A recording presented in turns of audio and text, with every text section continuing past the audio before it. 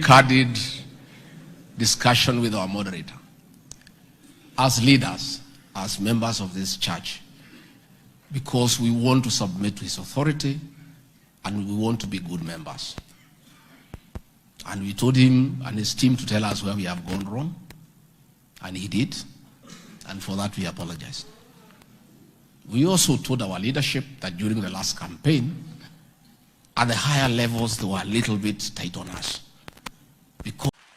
And the Honorable Aseka, the Member of Parliament for Pcea, pigeni makofi. I've also seen the former Member of Parliament for Odaya, Mheshimiwa Mary Wambui. Your Excellency, let me, on behalf of our church, thank you most sincerely for creating time to come for this very important event in the Pcea calendar, the General Assembly and the inauguration of the moderator. Your Excellency, when the church leadership sent me to you and I came and communicated the request from the church leadership, without hesitation, you directed that the matter be put in your diary, and you said you will be here and you will keep time, and for sure you are here at 10 a.m. Na inaonekana umeelewa sisi ni watu ya mtaratara. Sababu hiyo kuweka masaa ni mambo muhimu sana katika kanisa hili. Your Excellency, let me also in a very special way thank you for the enormous contribution that you have made in your leadership to this church. Indeed, you have been to most of our churches across the country where you have not only attended service but participated in development activities, purchasing of buses, building sanctuaries, and supporting our church in a very strong manner. We don't take it for granted. We appreciate your enormous contribution to this church. And now that you did that before you became president, now that you are president and you have a bigger mandate, a bit large facilitation, please continue supporting our church. And you are always welcome to this church at any one time. Your Excellency, most of our members, indeed, the greatest percentage, we prayed for you. And it's true, we also turned up early to cast a vote in your favor. And I want to say before my church that that decision we made, we have no regret, because in a record 1.5 years, despite the fact that you found many challenges in this country, you have turned around our economy, and the economy has started showing great signs of recovery. The shilling has gained strength against the dollar. Fuel prices are coming down. Cost of unga has come down. And we are making significant progress. Ours as a church is to continue praying for you, is to continue supporting you. And it is good that I give an example to this church as to where the president is coming from. When he took over, he found a country deep into debt. And he had to take time to sort out the debt issues before he can begin real tangible development. Let me give the example of a parish that has a huge arrears in Cess. You know, if you are a parish minister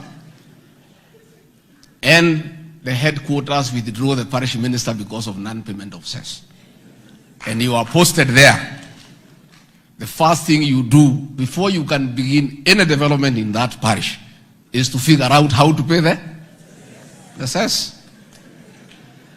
That is, I want to give you a very real example. That is the situation the president found in this country. Lazima angepigana na Cess kwanza, ndio aanze kupanga kujenga vestry, si ndio? How he shall put tiles in the church, and how we even pay the parish minister. Lazima kwanza tulipe Cess kabla ya kulipa mshahara ya parish minister.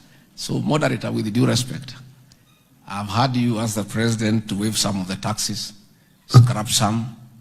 Hata Wewe, he says, angalia.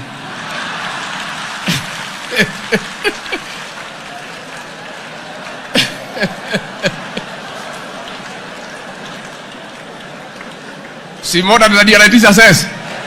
Si ni yeye anaitisha Cess. So hata wewe unajua ile mikakati umeweka watu walipe Cess. So even as you are asking the president angalie, hata wewe angalia hii mambo ya Cess. Imetuhangaisha sana siku mingi. Your Excellency, before I invite you to address these good people, we had a very candid discussion with our moderator.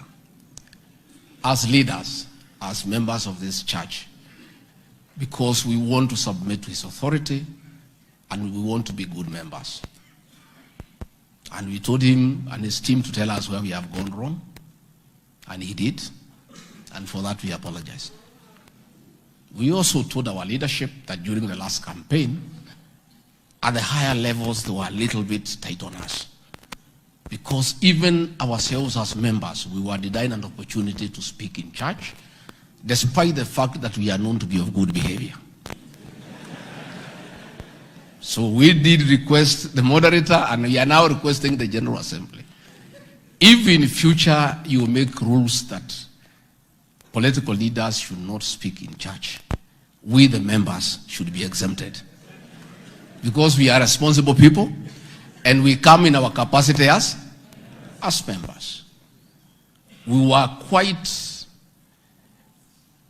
unhappy that we were denied an opportunity to build a church in Berere Pcea Church. We were quite unhappy because nobody should be denied an opportunity to build the Church of Christ. No matter what political happenings are going on in the country. And when we were there with the then Deputy President, we could not be allowed to go and build that church. Your Excellency, during our meeting, the leaders who were here committed as a way of correcting that matter. All the people who are here, we shall raise funds to build that church to completion, and we shall invite you for the consecration ceremony, so that whatever you had wanted to do that day, you can come and do it. But we have a new beginning, and we are very happy, and we have said, moderator, we are available. Our doors are open. You are your members. Please give us instructions what you want us to do. The Honorable Alice Wahome already has instructions from the moderator to process title deeds for our churches. So whatever else you want us to do, we shall do. Finally, Your Excellency, let me take this opportunity to ask the parish ministers who are here and the elders as they go back home to join the president and the government in the war against drugs and substance abuse.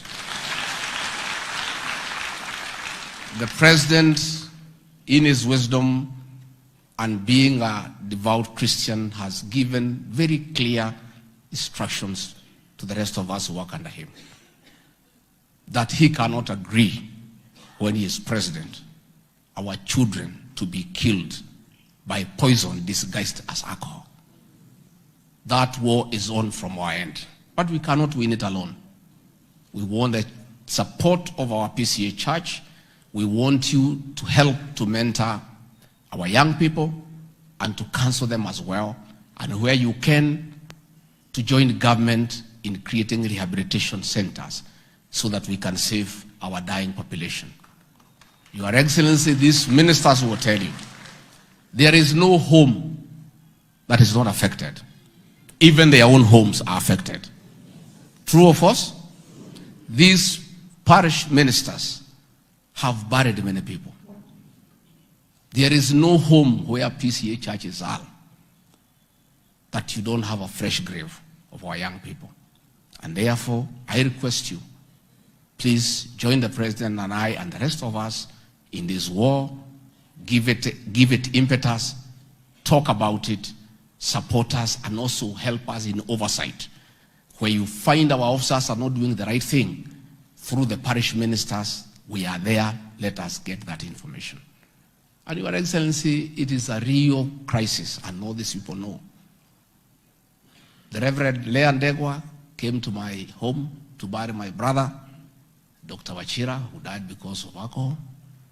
The Reverend Jesse came to bury my other brother because of alcohol. And it's a story everywhere. So as we fight this war, it's not politics. It's a war for our next generation. And we want to ask our church, the Pcea church, to lead from the front. Will you help us? Will you help us? So, Rais, ndio nikualike, hii ni kanisa lako. Kuje, you like singing? There is that song you used to sing with Reverend Kanya. If you feel like singing today, we'll join you.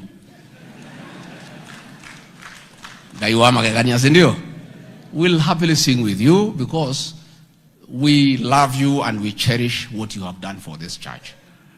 The story of our university, you are right in the center. Our facilities in Mombasa, you are in the center. Building our churches, you have always been there. And whenever we have called upon you to come and support us, you have always been available. And more so for what you are doing for this country in terms of making sure that we have a secure country.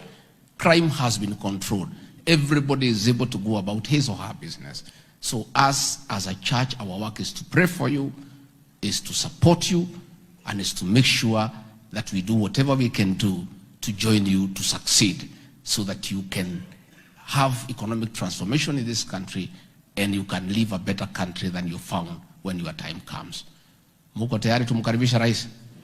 Si akitaka kuimba ibe tutaiba na yeye. Si yako nyumba